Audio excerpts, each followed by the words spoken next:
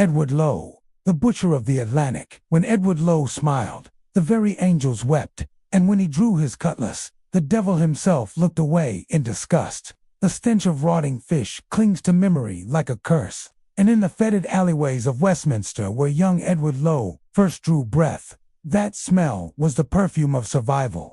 London, in the dying years of the 17th century, was a beast that devoured its children with methodical precision, grinding them between the millstones of poverty and desperation, until only the strongest store, the most vicious, remained to tell their tales. Picture the scene: a world where the Thames runs black with the effluent of commerce, where chimney smoke blots out stars that honest men will never see, where the cries of street hawkers mingle with the groans of the dying in a symphony of urban decay that would make Dante weep.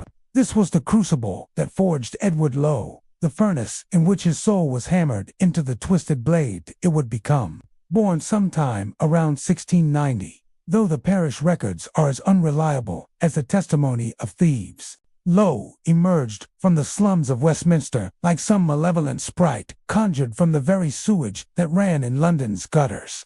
His father, indeed, he knew who sired him, was a gambler whose luck ran as thin as watered gin, leaving young Edward to learn survival from masters far more ruthless than any schoolroom could provide. The streets taught him their harsh lessons with loving brutality. Here, in the shadow of great houses where lords supped on delicacies while their servants emptied chamber pots into the very streets where children played, Lowe discovered that life was nothing more than an endless battle between predator and prey. The weak fed the strong, the slow fed the quick, and mercy was a luxury that only the wealthy could afford. By the time he reached his teens, Lowe had already earned a reputation among Westminster's criminal underworld as a boy who would do what others wouldn't, who possessed that peculiar combination of cunning and cruelty that marked him as something special or something damned. His hands, already calloused from years of scrabbling for survival, learned to hold a knife with the casual familiarity that other children reserved for toys. But London, for all its opportunities for wickedness, was still bound by laws and constables, still constrained by the creaking machinery of justice that occasionally managed to catch even the cleverest rats in its trap. Young Lowe, his instincts sharpened by years of dodging both law and consequence, began to hear whispers of a larger world beyond the Thames, a world where a man's past mattered less than his willingness to seize whatever future he could carve with steel and blood. The sea called to him as it called to countless other desperate souls, promising escape from the suffocating embrace of London's slums. But where other men heard the ocean's song as a lullaby of adventure and fortune, Lowe heard something darker, rhythm that matched the beating of his own corrupted heart, a promise of violence unlimited by the petty constraints of civilization. His first voyage carried him across the Atlantic to the American colonies, where the air tasted of pine sap and possibility, where forests stretched beyond the horizon like green oceans waiting to be conquered. New England in the early 18th century was a land of contrasts, as sharp as any cutlass blade. Puritan severity existing alongside frontier lawlessness, merchant prosperity, shadowed by indentured servitude, the dream of religious freedom corrupted by the reality of human greed. Lowe found work in the shipyards of Boston, his London-trained hands adapting quickly to the rhythm of saw and hammer, his sharp eyes studying the construction of the vessels that would carry New England's wealth across dangerous waters. Here, among the forest of masts that crowded Boston harbor like prayers reaching toward heaven, he learned the finer points of seamanship from men who had sailed waters where maps ended and legends began. But honest labor, however well paid, could never satisfy a soul that had been twisted into new shapes by the cruelties of childhood and the bitter lessons of survival. Lowe chafed against the routine of legitimate employment like a wolf against a chain, his restless energy seeking outlets that his fellow workers found disturbing. They began to notice that tools went missing when Lowe was around, that arguments ended with unusual finality when he was involved, that his laughter carried undertones that made grown men shiver without understanding why. The transformation began slowly, like gangrene creeping through healthy flesh. At first, Lowe merely supplemented his shipyard wages with occasional ventures that skirted the edge of legality, cargo that fell from loading docks, information about ship departures that found its way to interested parties, favors performed for men who preferred to conduct their business in shadow rather than sunlight. But such small corruptions were merely the overture to a symphony of violence that would eventually echo across two oceans.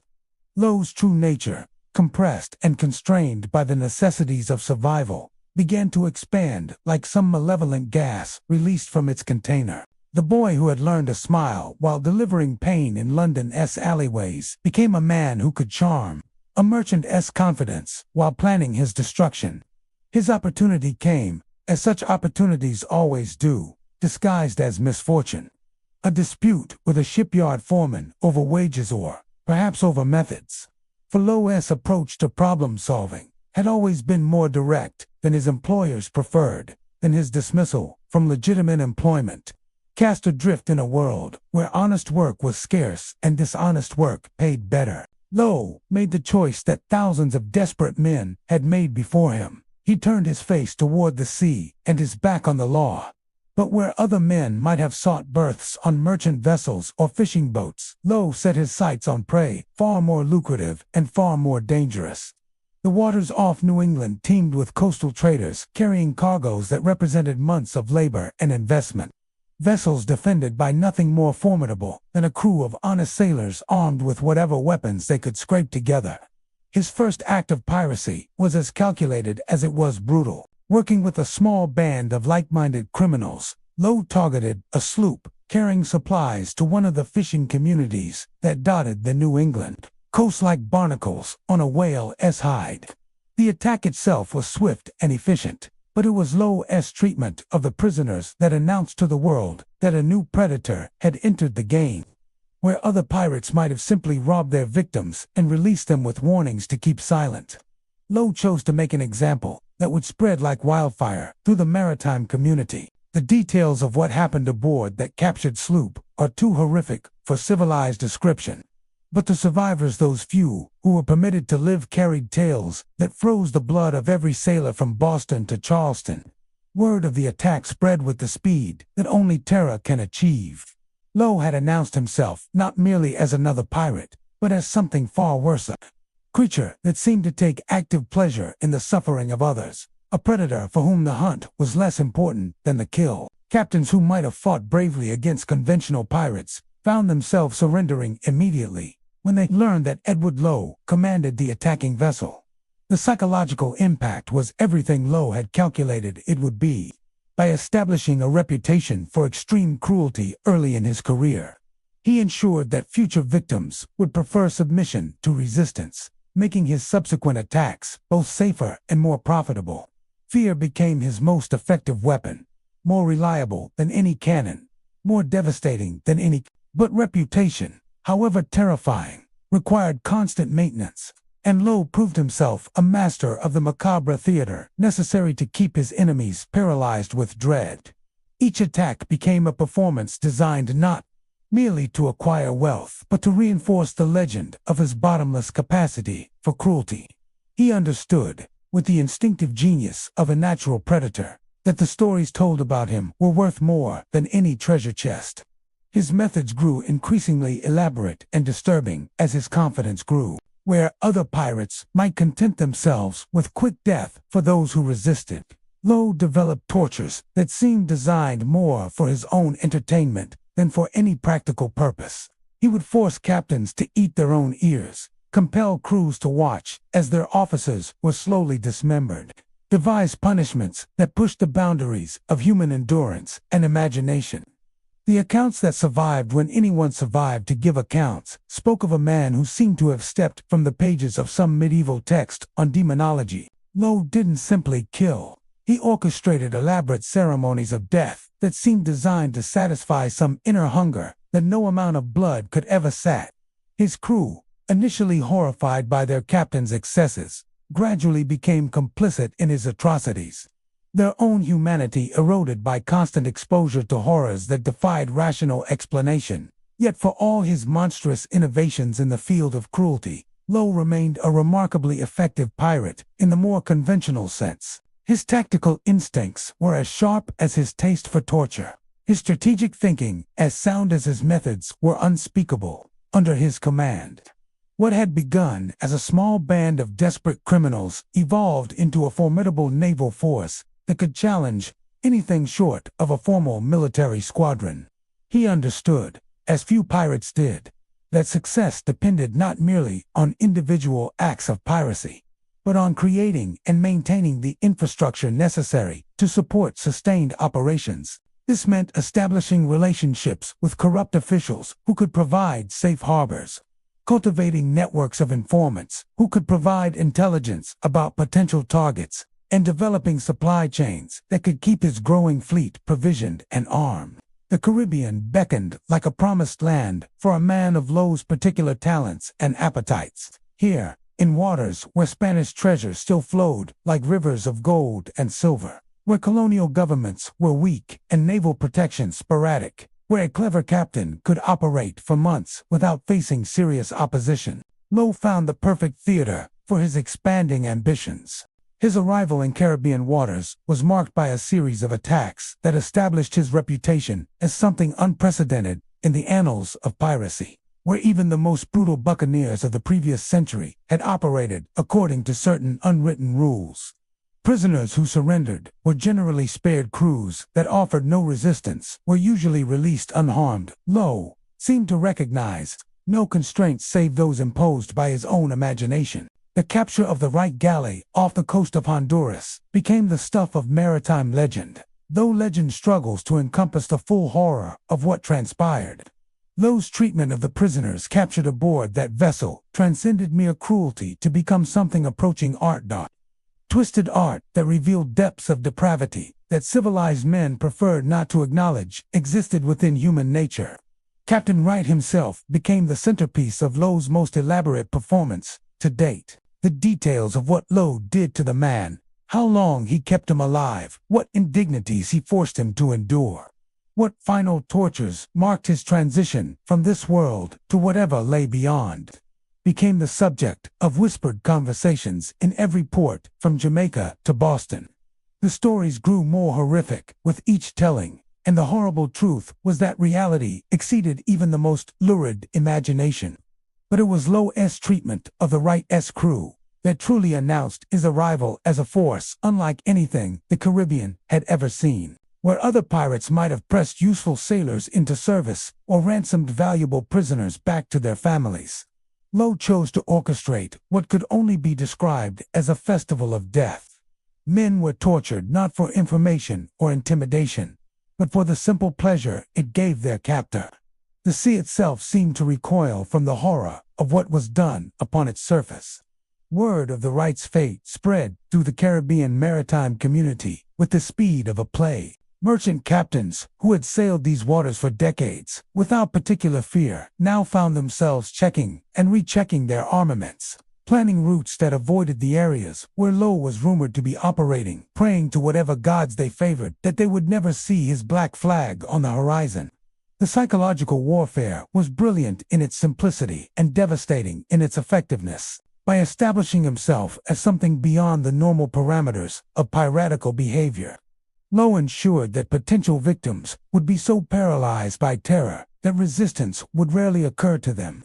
The mere possibility of falling into his hands was sufficient to make strong men weep and experienced sailors consider abandoning the sea entirely.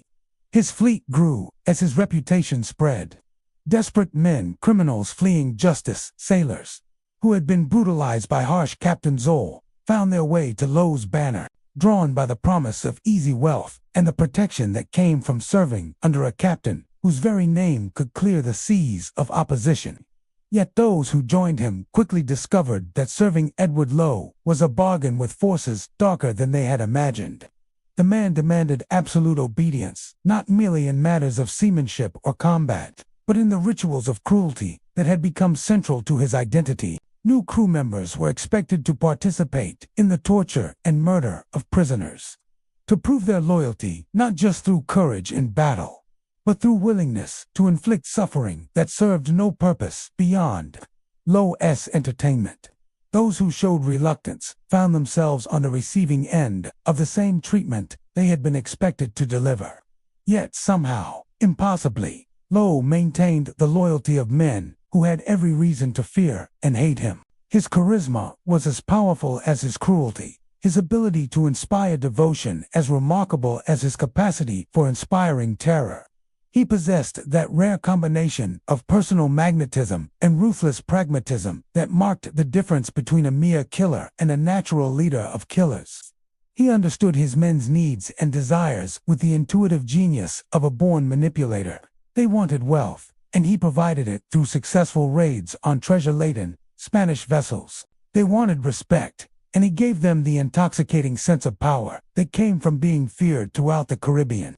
They wanted freedom, and he offered them liberation from every constraint that civilized society attempted to impose upon human behavior. The profits from his expeditions were shared with a generosity that would have impressed Robin Hood. Though Lowe's motivation was purely practical rather than altruistic, well-paid crews were loyal crews, and loyalty was the foundation upon which his entire enterprise rested. A captain who could not count on his men's absolute devotion was a captain who would not long survive in waters where betrayal was always just one disappointed expectation away. His flagship, renamed the Fancy after a particularly successful raid, became a floating kingdom where Lowe's word was the only law and his whims the only justice. The ship's complement swelled to over 100 men, making it one of the most formidable pirate vessels operating in Atlantic waters. Her 34 guns could outfight most merchant vessels and many naval ships, while her speed allowed Lowe to choose his battles and escape when discretion proved the wiser course. But it was not the Fancy's firepower that made her feared throughout the Caribbean. It was what happened aboard her when Lowe took prisoners. The ship became synonymous with horrors that defied rational description. A floating chamber of tortures where Lowe conducted experiments in human suffering that pushed the boundaries of sanity itself. Sailors who glimpsed her distinctive black flag would abandon their vessels rather than risk capture, preferring certain death by drowning to possible survival in Lowe's hands. The summer of 1722 marked the height of Lowe's power and the depth of his depravity. Operating with a small fleet of associated vessels, he virtually controlled the shipping lanes between the Caribbean and the North American colonies. Merchant captains planned their voyages around intelligence reports of his movements. Insurance rates climbed whenever his name was mentioned, and coastal communities lived in constant fear that his ships might appear on their horizon. His attack on the Delight off the coast of Nova Scotia became the defining moment of his career.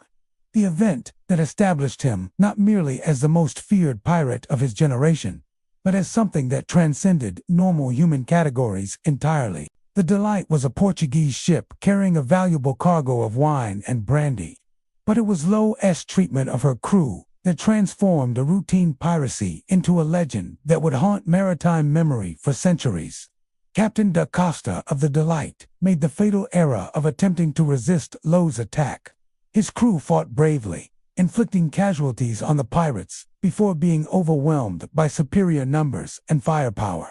In the conventional calculus of piracy, such resistance might have earned them respect and perhaps even mercy once the battle was decided. Under Edward Lowe's command, it earned them something far worse than death. Lowe's revenge upon Da Costa became the masterpiece of his career in cruelty. The Portuguese captain was kept alive for days while Lowe devised ever more elaborate tortures, each designed to extract the maximum possible suffering from a human body without quite permitting the release of death. The crew of the Delight was forced to watch their captain's ordeal, knowing that their own turns would come when Lowe finally tired of his primary victim. But it was what happened next that elevated Lowe's atrocity from mere sadism to something approaching supernatural evil. When Da Costa finally died more from despair than from his physical wounds, according to those few survivors who lived to tell the tale, Lowe ordered the captain's heart cut from his chest. He then forced the remaining Portuguese sailors to watch as he grilled the organ over a slow fire and consumed it bite by bloody bite. The psychological impact of this act transcended anything in the previous history of piracy. Here was not merely a killer or even a torturer, but something that seemed to have stepped from humanity's darkest nightmares into waking reality. The survivors of the delight, those few whom Lowe permitted to live so that his story might spread, carried tales that reduced grown men to trembling children and caused priests to question the existence of a benevolent God. Word of De Acosta's fate spread through the maritime world with the inexorable force of a plague. From the coffee houses of London to the taverns of Port Royal, from the counting houses of Amsterdam to the monasteries of Spain, the story was told and retold, growing more horrific with each iteration. Lowe had achieved something unprecedented. He had become a legend in his own lifetime, a figure who existed at the intersection of history and mythology. The effect on Caribbean commerce was immediate and devastating. Shipowners canceled voyages rather than risk encountering Lowe's fleet. Insurance companies refused to write policies for vessels sailing in waters where he was known to operate. Entire trade routes were abandoned as merchants concluded that no cargo was valuable enough to justify the risk of falling into his hands. Colonial governments, already struggling with limited resources and conflicting priorities, found themselves facing pressure from merchant communities that demanded protection from a threat unlike anything in their previous experience. But Lowe's mobility made him virtually impossible to track, and his reputation made recruitment of naval crews a constant challenge.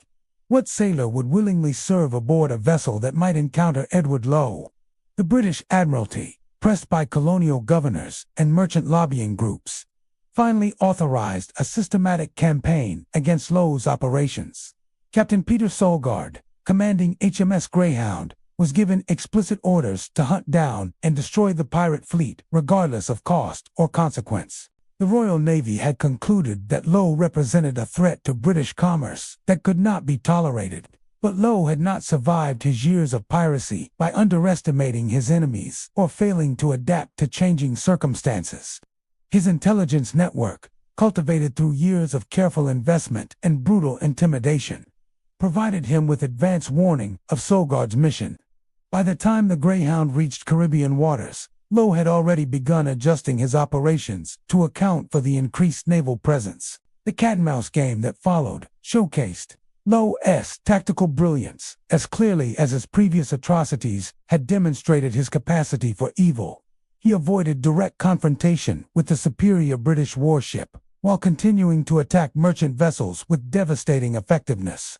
His knowledge of Caribbean waters, accumulated through years of operation, allowed him to utilize hiding places and escape routes that Solgaard's charts could not reveal. Yet the constant pressure was beginning to tell on Lowe's crew. The easy prizes that had characterized his early career were becoming scarce, as merchants avoided the areas where he operated. Naval patrols made it increasingly difficult to careen ships for maintenance or to establish secure bases for extended operations.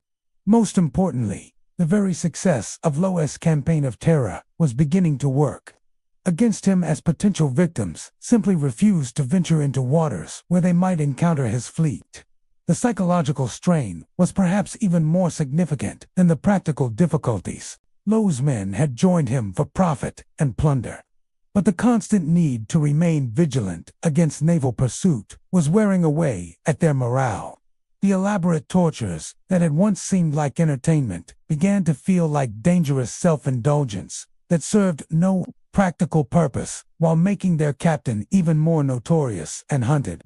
Tensions within the crew came to a head during the winter of 1723, when Lowe's increasingly erratic behavior began to threaten not just their victims but his own followers. The captain, who had once shared his wealth generously with his men, became suspicious and miserly, hoarding treasure while his crew suffered from short rations and delayed payments.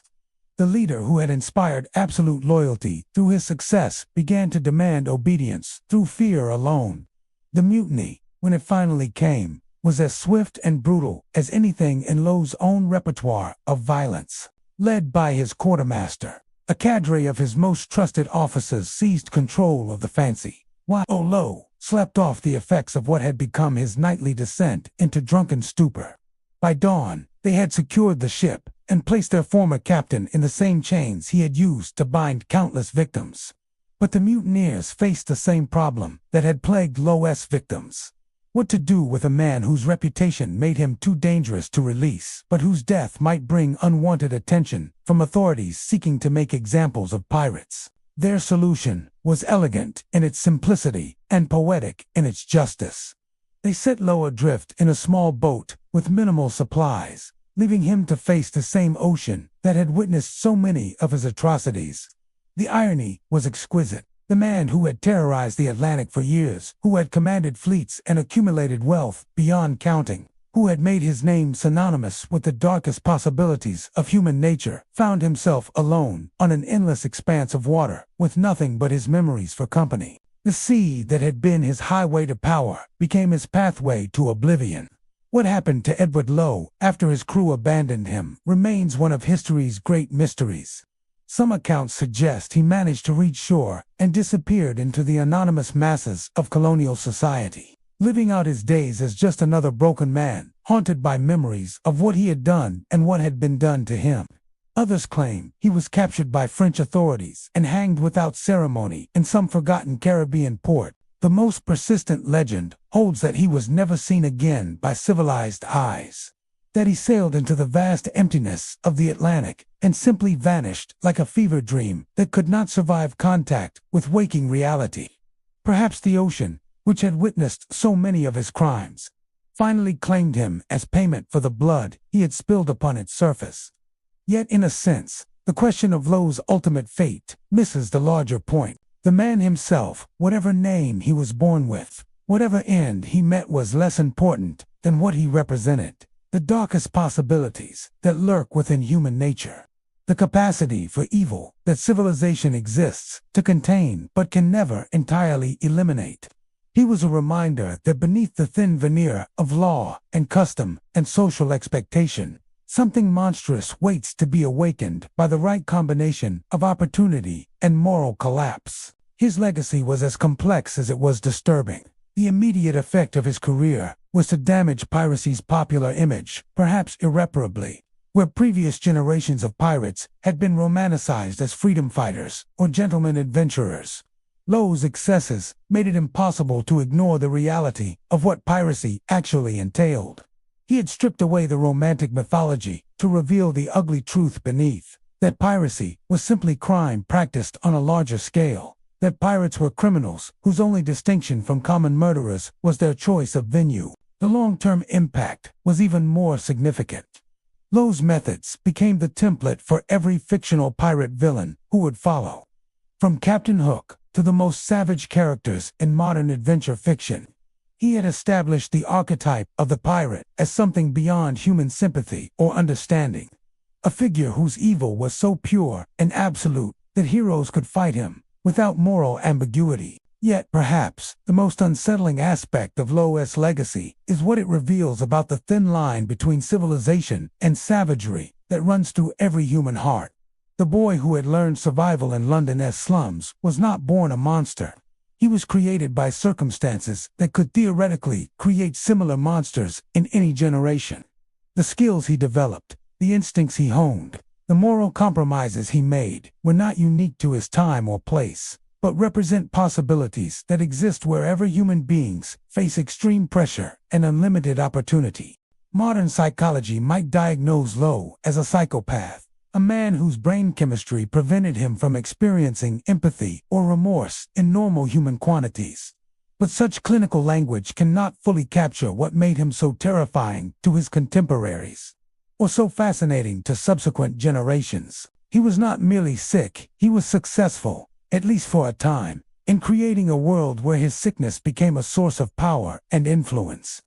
The archaeological record, such as it exists, provides little insight into Lo's true nature. Unlike Blackbeard, whose flagship has been discovered and excavated, Lo left behind no physical evidence of his passing save the scars he carved into human memory. His ships have vanished beneath Caribbean waters, his treasure remains unfound, and his bones rest in some unknown grave that the ocean or the earth has long since claimed. Perhaps this absence of physical evidence is appropriate for a man who existed more as nightmare than reality, more as symbol than substance. Lo's true legacy lies not in artifacts or treasure, but in the stories that continue to be told about him. The fears he embodied, the darkness he revealed lurking beneath the surface of human civilization. In the end, Edward Lowe achieved a form of immortality that he probably never sought and certainly never deserved. The man who lived entirely for immediate gratification, who showed no concern for any future beyond his next victim, became a figure whose influence extended far beyond his own brief and violent life. He had discovered, quite accidentally, that evil properly practiced can be as enduring as good, perhaps more so, since it appeals to aspects of human nature that we prefer to deny but cannot entirely suppress. The flames that danced in Blackbeard's beard were theatrical props designed to intimidate enemies and inspire followers. The smile that played across Edward Lowe's lips as he tortured his victims was something far more disturbing. A window into depths of human depravity that most people cannot bear to contemplate. Where Blackbeard was a showman playing the role of a demon, Lowe was the genuine article, a man who had looked into the abyss and discovered that it looked exactly like him. 3 centuries after his disappearance, Edward Lowe remains what he always was, a reminder that the capacity for absolute evil exists within the human species, waiting to be awakened by the right combination of circumstance and choice. His story is not one of adventure or romance, but of warning, a blood-soaked cautionary tale about what happens when civilization fails and human nature reveals its darkest possibilities. The boy who drew his first breath in Westminster's fetid air had become something that even the devil might have envied. A man who had made cruelty into art, terror into power, and evil into legend. That he ultimately paid the price for his choices does nothing to diminish the horror of what he accomplished, or the uncomfortable truths about human nature that his career revealed. In the annals of maritime history, Edward Lowe stands alone, not as the most successful pirate, not as the most charismatic leader, not as the most clever tactician, but as the most purely evil human being ever to sail the seas. It is a distinction that no sane person would want, and that no civilized society should acknowledge. But it is his, nonetheless, earned through years of dedicated service to the darkest angels of human nature. The ocean that witnessed his crimes continues to roll beneath Caribbean skies, indifferent to the memories it carries, unconcerned with the blood that has been spilled upon its surface. But somewhere in its depths, in the places where sunlight never reaches and human voices never penetrate, the echo of Edward Lowe's laughter may still be heard, sound that carries the promise that evil once unleashed never entirely disappears from the world. His influence spread like ripples from a stone cast into still water, extending far beyond the immediate victims of his cruelty. The merchant families whose fortunes were destroyed by his attacks, the sailors whose nightmares were haunted by memories of his tortures, the children who grew up hearing whispered stories of the monster who sailed beneath. Black flags all carried pieces of his legacy into futures he would never see. The economic impact of his career reverberated through the Atlantic world for decades after his disappearance. Insurance companies that had suffered massive losses during his reign of terror implemented new policies that changed the fundamental nature of maritime commerce. Shipping routes that had been abandoned during his peak years took generations to fully recover, leaving entire communities impoverished and forgotten. More subtly, but perhaps more significantly, Lowe had altered the psychological landscape of seafaring itself. The romance of the ocean, the dream of adventure that had drawn countless young men to maritime careers, was forever tainted by the knowledge of what could happen to those who fell into the wrong hands. The sea, which had once represented freedom and possibility, now carried undertones of menace that no amount of time could entirely erase. His impact on pirate culture itself was equally profound and far more immediate. The generation of pirates who followed Lowe found themselves operating in a world where his excesses had poisoned the well of public sympathy, where earlier pirates might have been seen as romantic rebels or displaced privateers, deserving of some measure of understanding. Lowe's successors faced universal condemnation and systematic extermination. The authorities, who had once been content to ignore piracy in remote waters, now mounted comprehensive campaigns designed to eliminate the threat entirely. Every pirate captain who followed Lowe inherited not just his reputation for cruelty, but the relentless pursuit that his crimes had provoked. The age of tolerated piracy was ending, and Edward Lowe had written its epitaph in blood. Yet perhaps the most disturbing aspect of Lowe's legacy lay not in its immediate effects, but in its demonstration of human adaptability to evil. The men who served under him, who participated in his atrocities, who stood by and watched as he transformed torture into entertainment, these were not monsters born from nightmare, but ordinary sailors, who had been gradually corrupted by exposure to horrors that should have broken their humanity entirely. The process by which decent men became complicit in unspeakable acts revealed uncomfortable truths about human nature that civilized society preferred not to acknowledge. How many of Lowe's crew had begun their careers as honest sailors? How many had families who remembered them as loving sons or fathers?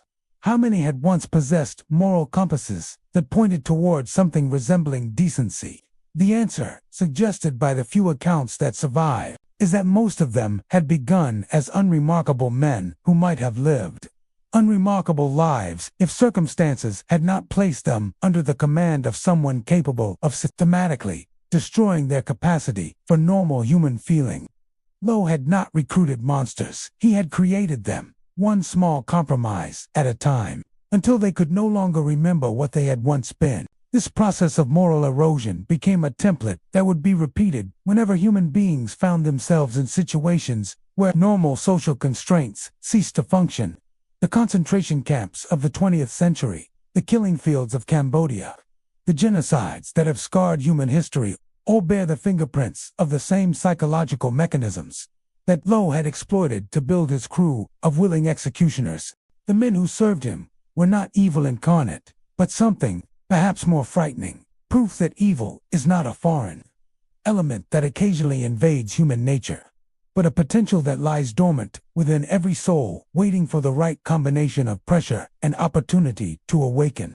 They were ordinary men who had been shown that cruelty could be rewarded, that mercy was weakness, that the only law that mattered was the will of whoever commanded superior force. When Lowe disappeared into the Atlantic's vast emptiness, he left behind a crew that had been fundamentally transformed by their service under his command.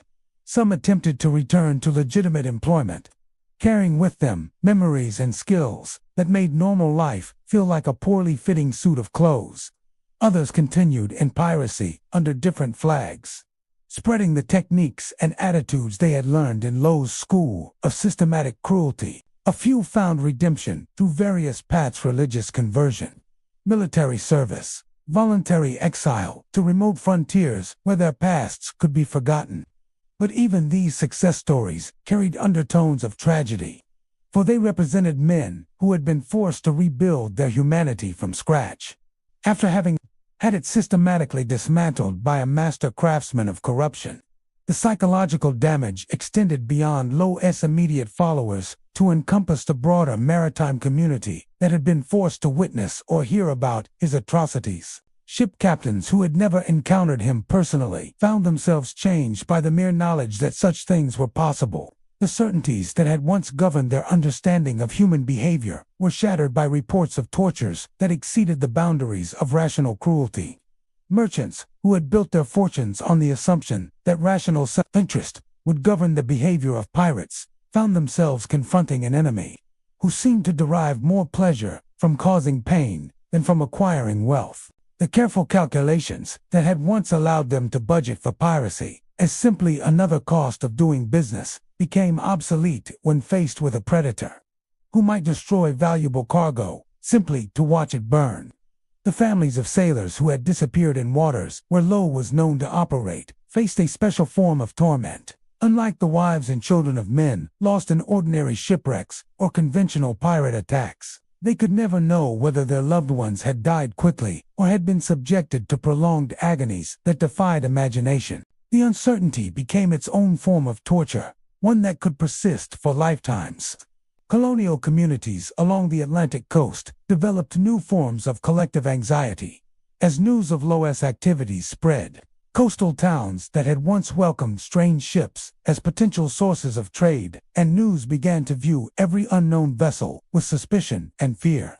The easy hospitality that had characterized maritime society gave way to a defensive wariness that would persist long after Lo himself had vanished. Churches throughout the Caribbean and along the American coast found themselves grappling with theological questions that had no comfortable answers.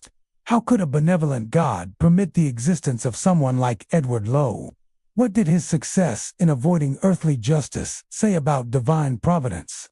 Were his victims being punished for some sin, or was his very existence proof that the universe was fundamentally indifferent to human suffering? Sermons from the period revealed the struggle of religious authorities to make sense of atrocities that seemed to challenge the basic assumptions of Christian cosmology. Some preachers declared Lo to be an agent of divine wrath, sent to punish a sinful generation for its moral failures. Others saw him as a test of faith, a trial that would separate the truly devout from the merely conventional believers. A few bold theologians suggested that Lo represented the logical endpoint of human pride and self-will, a demonstration of what happened when men rejected divine authority in favor of their own desires. In this interpretation, his crimes were not mysterious aberrations, but predictable consequences of the same spiritual rebellion that had caused Adam's fall from Eden. But such theological explanations, however intellectually satisfying, provided cold comfort to those who had to live with the knowledge that Edward Lo existed in the world. The gap between abstract understanding and emotional reality remained unbridgeable for most people, leaving them to struggle with fears and questions that no amount of religious instruction could entirely resolve. The legal systems of the various colonies also found themselves stretched beyond their traditional limits by the challenge of dealing with Lo's legacy. Courts that had developed procedures for handling conventional piracy cases discovered that those procedures were inadequate when applied to crimes that exceeded normal categories of criminality. How could judges sentence men for participating in atrocities that existing law had never contemplated? The few members of Lo's crew who were captured and brought to trial presented unique challenges for colonial justice systems. Their crimes were so extreme that death seemed an insufficient punishment.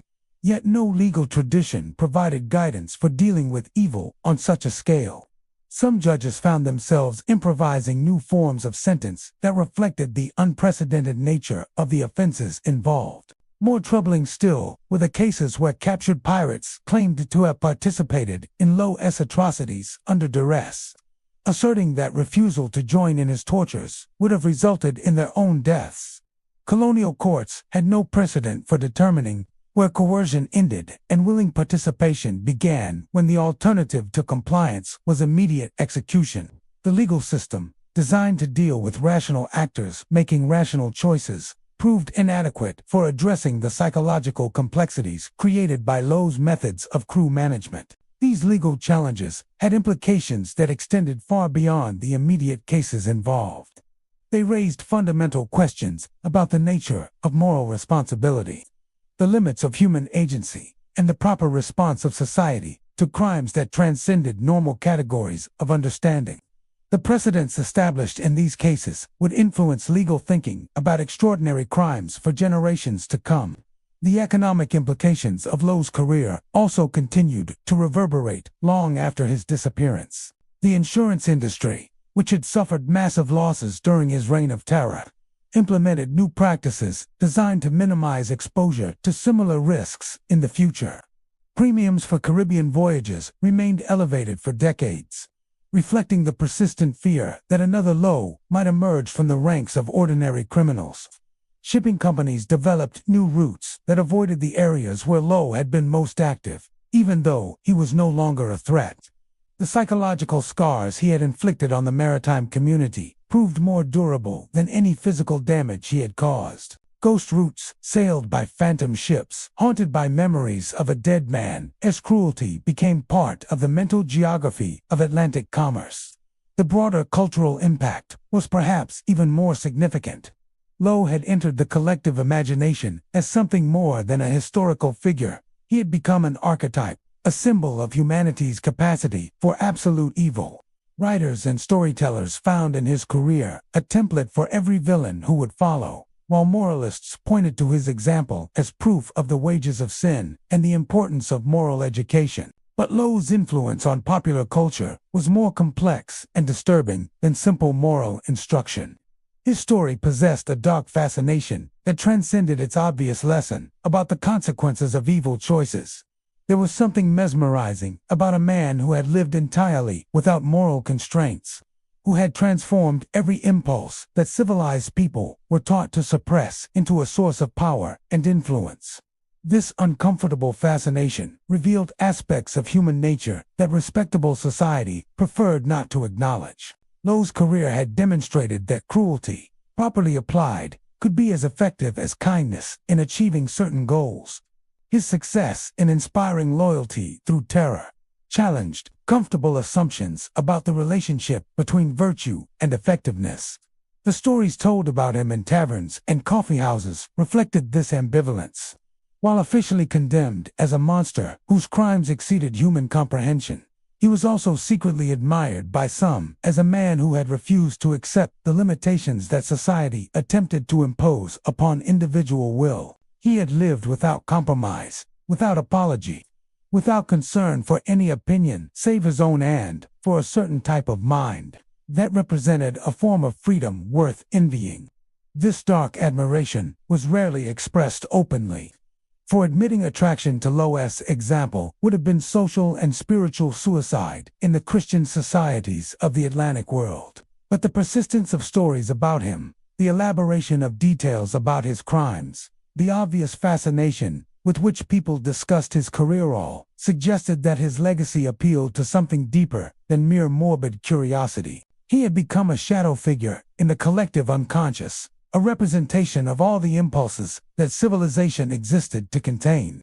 In psychological terms, he functioned as a projection of the destructive potential that lurked within every human psyche, the part of the self that fantasized about destroying constraints and embracing absolute freedom regardless of consequence.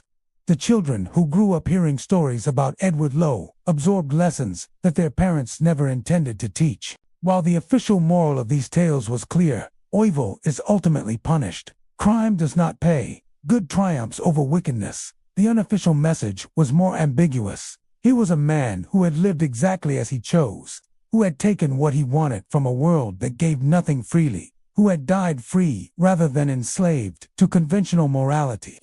This subtext would influence generations of young people who felt constrained by the expectations of their societies. Lowe became a patron saint of rebellion, an example of what was possible for those willing to pay the price for absolute independence. That the price was ultimately his own destruction and the destruction of countless others seemed almost beside the point. He had shown that the price could be paid, that conventional limitations were not absolute barriers, but merely obstacles, to be overcome through sufficient determination and ruthlessness. The maritime world that survived Lowe's depredations was fundamentally different from the one that had existed before his career began. The easy camaraderie that had once characterized relationships between ships at sea gave way to a suspicious caution that reflected hard-won knowledge about human nature as darker possibilities.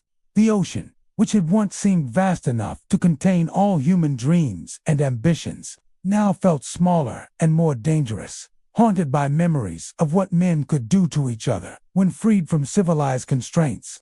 Navigation itself acquired new dimensions as captains learned to chart courses that avoided not just physical hazards but psychological ones. Certain waters became associated with particular forms of dread, not because they were inherently more dangerous, but because they carried memories of encounters with evil that exceeded rational understanding. Maps began to show not just depths and currents, but the locations where humanity had revealed its worst possibilities. The technological responses to Lowe's career also had lasting implications for maritime development. Ships began to carry more extensive armaments, not because the threat from conventional pirates had increased, but because the knowledge of what could happen to unarmed vessels had made such preparations psychologically necessary. The cost of these defensive measures rippled through the entire Atlantic economy, representing a permanent tax imposed by one man's capacity for cruelty. Port facilities were redesigned with defensive considerations that had not been necessary before. Lowe demonstrated what a sufficiently ruthless attacker could accomplish. Harbor fortifications were strengthened not just against foreign enemies, but against the possibility that another monster might emerge from the criminal underworld with the intelligence and charisma necessary to transform ordinary pirates into instruments of unprecedented terror. Even the design of ships themselves began to reflect lessons learned from Lowe's career. Cargo vessels were built with more secure holds and better defended crew quarters. Modifications that reflected the understanding that capture by certain enemies would be worse than death. These changes represented permanent alterations to maritime architecture, physical manifestations of psychological scars that would never fully heal. The cultural impact extended into literature, art, and popular entertainment in ways that would have surprised and perhaps pleased the man himself. Lowe had achieved the immortality that every criminal secretly craves, not the respectability of legitimate success, but the dark fame that comes from having pushed the boundaries of human experience into previously unexplored territories of horror. Writers found in his story a nearly inexhaustible source of material for exploring the darkest aspects of human nature.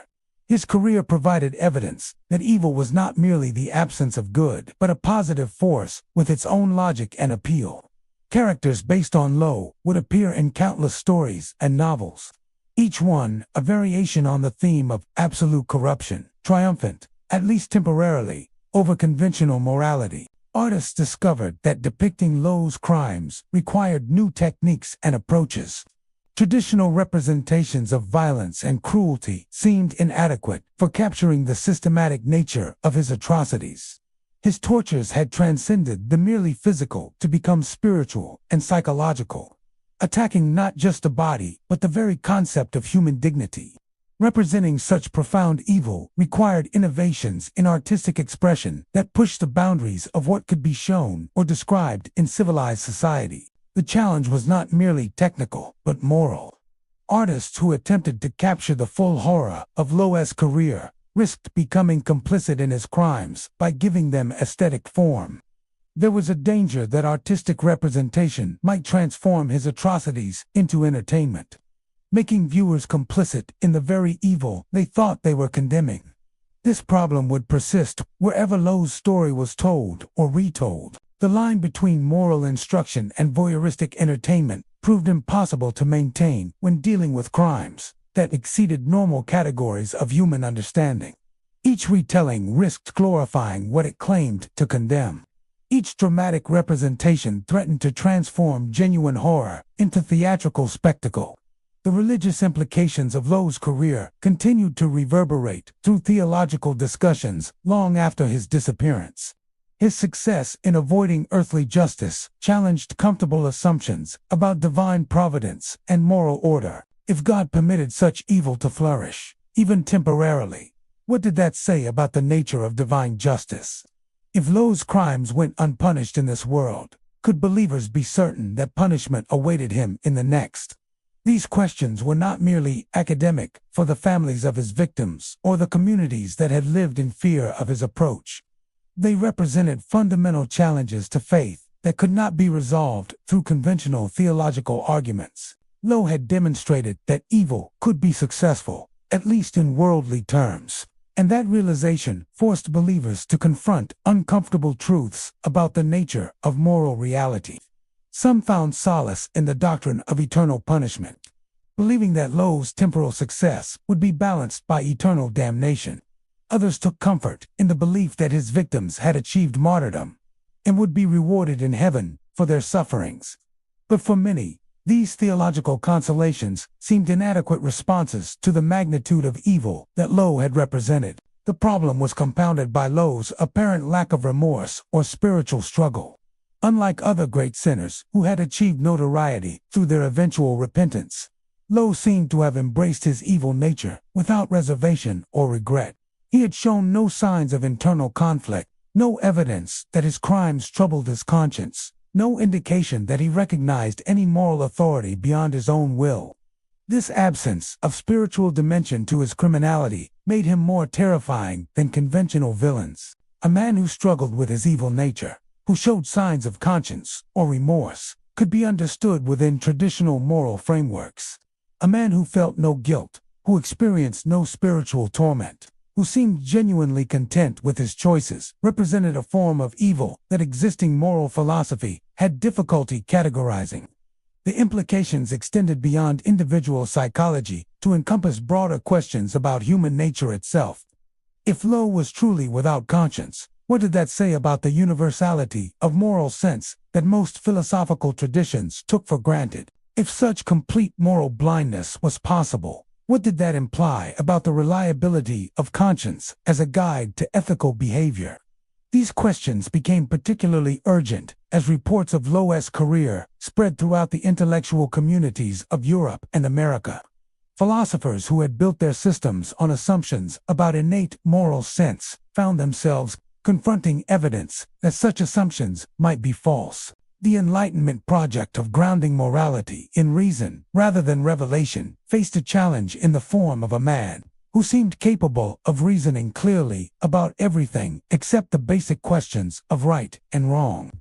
Lowe's case became a touchstone for debates about the nature of moral evil that would continue for generations. Was he a product of social conditions that had corrupted an originally good nature? Or did he represent evidence that some human beings were simply born without normal moral capacities? Were his crimes the result of rational calculation, mental illness, or something else entirely? The answers to these questions had implications that extended far beyond academic philosophy.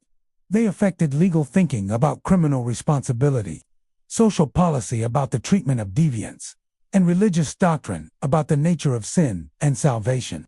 Lowe had become not just a historical figure, but a test case for fundamental beliefs about human nature and moral reality. The mystery of his ultimate fate only added to his cultural significance. The fact that no one knew exactly how he had died meant that he could never be definitively consigned to the past. He remained a living possibility, a reminder that such evil could emerge again from the criminal underworld. Whenever conditions were right, the absence of closure meant that his story could never be fully contained within historical categories, but would continue to haunt the collective imagination indefinitely. This open-ended quality gave Lowe's legend a power that more completely documented lives could never achieve. He existed in that liminal space between history and myth, real enough to be terrifying, but mysterious enough to be inexhaustible. Each generation could project its own fears and preoccupations onto his story, finding in his career reflections of whatever forms of evil seemed most threatening in their particular historical moment.